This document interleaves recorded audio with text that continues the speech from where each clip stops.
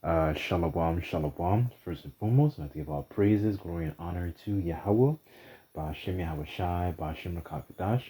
Double honors to the apostles and elders of Great Millstone for teaching us His truth. Salutations to the sincere Akim and Akwat that may listen. May the blessing of election be upon your house. My name is Brother Akwai. I'm back in here with another quick and Yahweh willing, Yahweh Ratazah, an edifying lesson.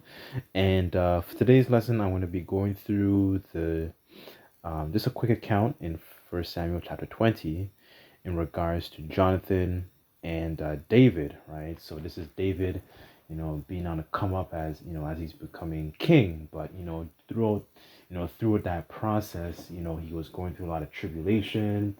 He was going through a lot of hell that was being put upon Jonathan's father, Saul, right? So, and it's just interesting, I thought about these two characters, these two people as an example, because throughout these times, that one, the state of the world and the way the world's going on right now, and quickly and truly, really what inspired this lesson was a comment that was made by one of my elders in regards to that lone wolf spirit, because we don't want to have that that lone wolf spirit, like we have to be alone all the time, right? Because it's going to be such a breath of fresh air to actually have that mercy when the Lord brings His judgment, and B, have that a good friend by our side, right? So the spirit that that's been on the apostles and our elders as well is to tighten up, and then also making sure that we don't have that schisms, like amongst each other, right? Because as a matter of fact, let me start off with that precept. Just bear with me on this.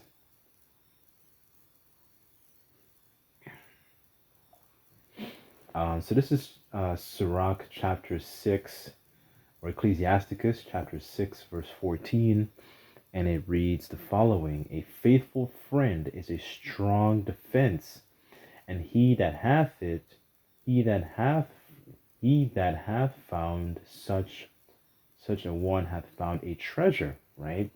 Verse 15, and it reads, Nothing doth countervail a faithful friend, and his excellency is invaluable.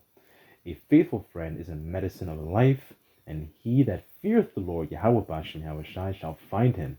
Right? So, this, going into, having, a strong camaraderie, amongst, us as, brethren in the church, because in these times to come, it's going to be such a breath of fresh air to actually have that, right? Have that strong defense, right? As I want to read the account, you will see Jonathan strongly exemplified this faithful friend being that strong defense for David during his time of calamity, right? Okay, this is 1 Samuel chapter 20. I'll start at verse 1, but I might jump around, so just bear with me. So I want to read it in the NLT so it reads a little bit more smoothly, so you can get a gist of, the picture and the situation and so on and so forth, right? So just bear with me. This is verse 1, and it reads, David now fled from Naioth in Ramah and found Jonathan. What have I done? He exclaimed. What is my crime? How have I offended your father that he is so determined to kill me? That is not true, Jonathan protested. You're not going to die. He always tells me everything he always tells me everything he's going to do, even the little things. I know my father wouldn't hide something like this from me. It just isn't so. Then David took an oath before Jonathan and said, Your father knows perfectly well about our friendship. So he has said to himself, I wouldn't tell Jonathan. Why should I hurt him? but I swear unto you, but I swear to you that I am only a step away from death. I swear it by the Lord Yahweh Bashem Yahushai and by your own soul. Tell me what I can do to help you, Jonathan exclaimed, right? So right now, we're seeing that Jonathan strongly exemplifies Salakia, that strong defense for David, right? So, you imagine you're David and, you have the king. The king is coming after you, right? This, and, when you read the account, the couple of chapters, I believe it was the chapter before, there was an account where Saul, he threw, I think it was a javelin. He threw a javelin at him. He threw it at him twice, and then David, he dodged it, right? So, you can imagine, how David's probably feeling in this situation too, because, after going through all of that, this guy is feeling jealous of you, the Lord has the Lord has his spirit over you, but Saul is getting real carnal, right? So you know how somebody who's carnal is trying to get at you. They're trying to, come up with all kinds of schemes to try and get at you. So this is how David was feeling, right? Right? Just trying to paint a picture of of the situation, right? This is verse 5. And it reads, David replied, tomorrow we celebrate the new moon. I've always eaten with the king this occasion, but tomorrow I'll hide in the field and stay there until the evening of the third day. If your father asks where I am, I tell him, ask permission to go home to Bethlehem for an annual family sacrifice. If he says, fine, you will know all is well. But if he is angry and loses his temper, you will know he is determined to kill me. Show me this loyalty as my sworn friend, for we made a solemn pact before the Lord Yahweh Bashem Yahushai. Or kill me yourself if I have sinned against your father. But please don't betray me to him. Never, Jonathan exclaimed. You know that I had the slightest notion my father was planning to kill you. I would tell you at once. Then David asked, how will I know whether or not your father is angry?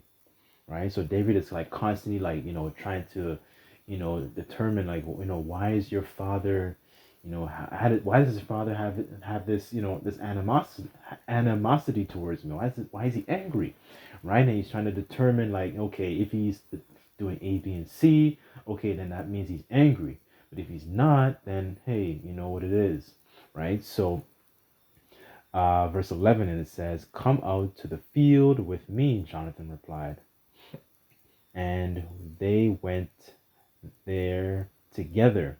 Then Jonathan told David, I promise by the Lord, the power of Israel, that this time tomorrow or the next day at the latest, I will talk to my father and let you know that once how he feels, and I will, Slaki, let me read that again.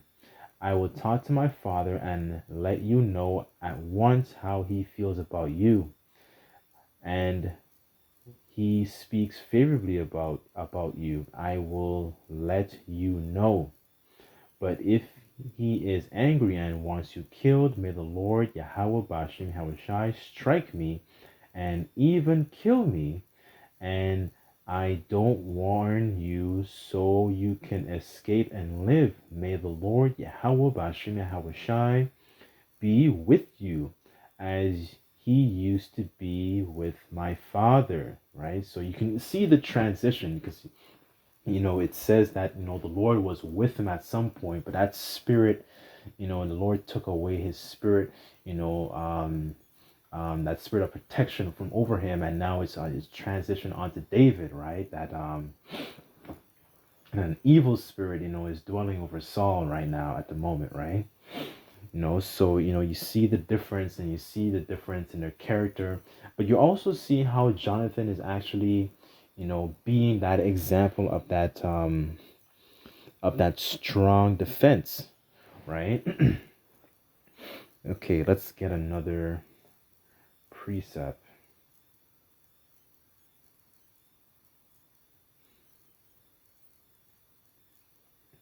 Okay, this is Sirach again, chapter 7, verse 12. And it reads, devise not a lie against thy brother, neither do like to thy friend, right? So, um, this is a very, very interesting, example, because, um, David is kind of like in a situation, where he's like, why is my friend's father trying to kill me?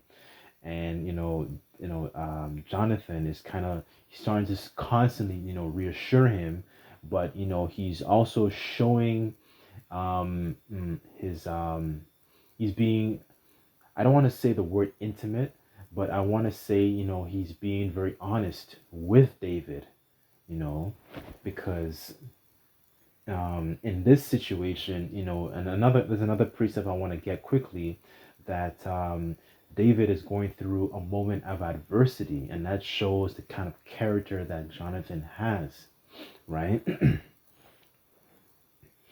Okay, let's I want to jump to 14.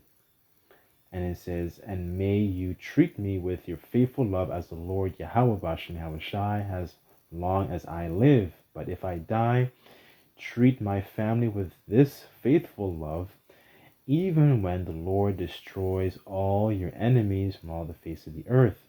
Verse 16, and here's the key point I wanted to get to. So Jonathan made a solemn pact with David, saying, may the Lord Yahweh Bashem Yahushai destroy all your enemies. And Jonathan made David reaffirm his vow of friendship again, for Jonathan loved David as he loved himself, right? So, this is the spirit of there's a scripture in John where it says you know, you will know my disciples by the way you treat one another, right? So this is the spirit of Yahweh Shai actually Yahweh Bashem Yahweh Shai dwelling amongst Saul and David, that camaraderie, that fellowship, right? And that is one of the things that's going to keep us and keep that's going to act as a hedge of protection, during Jacob's trouble, during when, things and shit hits the fan, excuse my French, right? Because that is something that we need during these times. Because if you really contrast, the men of the Lord versus the apostles and the elders on down versus, our people in the world, our people don't have that kind of camaraderie, that rich friendship, or even that healthy dose of fear of the Lord, right? So they will never understand the depth and the care for one another, right? Um, here's another one I got. As I made the point earlier about Jonathan, Slakia, not Jonathan, David being in a situation of it's a dangerous situation, right? Because we're going to be in situations like that as well, This is Sirach chapter 12, verse 8, and it reads, a friend cannot be known in prosperity, and an enemy cannot be hidden in adversity. So it's showing you two sides of the coin, right? So your friends, you will never know who they are in a time where it's always good, everything is comfortable, everything is going great, and Jonathan strongly exemplified being that strong defense and being that hedge of protection, being that, being merciful, right? Because he David himself was he was in straits, man. He was like, you have a guy coming over you that's crazy, that wants to kill you, wants to take your life, man, right? And Jonathan risking his own life to actually be that hedge of protection, during David's adversity, right? Okay, let's get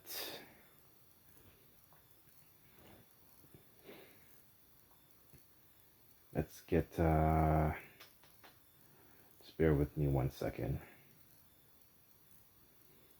Okay, this is First Corinthians chapter 5, verse 7, and it reads, "Purge out therefore the old leaven, that ye may be a new lump, as ye are unleavened, Salakia. For even Yahushai HaMashiach, our Passover, is sacrificed for us," right? So this is going into the feast of the Passover, right? But you can also equate that spiritually as well. Is why I wanted to bring this out, because being transformed, the renewing of our minds, and looking at the example that Yahushua had laid out for us, we get to understand that there are fruits in our spirit, that are old bad habits, old fruits from the world that we have to we have to purge out, I would guess you can call it fruits of the flesh, essentially, not really fruits of the spirit, right? Like envy and malice and jealousy and things of that nature, right? There's a scripture in I think it's Wisdom of Solomon. It says wisdom can't dwell in a soul that has like a lot of malice, essentially, to roughly paraphrase, right? So it's good to purge ourselves and be mindful of these things, right? Because we want to be, when Yahushua comes back, to be a bride without blemish, essentially, right? No spots in our garments, right? That's why there's a spirit that's been on the apostles and our elders to to tighten up, right? Because there's too many schisms and isms and schisms and all that nonsense of Israelites in the world, right? So we have to, purge ourselves from these things, right? So, anyways, oh, let me just end off with this one. This one is a goodie. Enough with this quick one.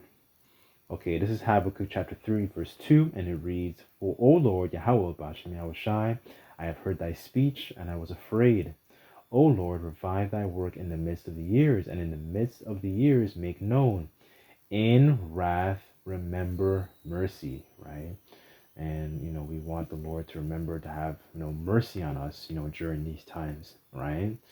Anyways, hopefully this video was edifying. Hopefully you got something, out of it, to, remember to purge yourselves of these things, be aware of these things that you have to constantly be purged out, and, constantly pray before you leave your house, pray before you eat food, pray before you go to work, pray without ceasing, like the scripture says, man. I can't stress that enough. Anyways, hopefully this video is edifying, and I'd just like to give all praises, glory, and honor to Yahweh, Ba'ashem Yahushai, Ba'ashem HaKadosh. Double honors to the apostles and elders who were at Millstone for teaching us his truth. Till next time, I say Shalom.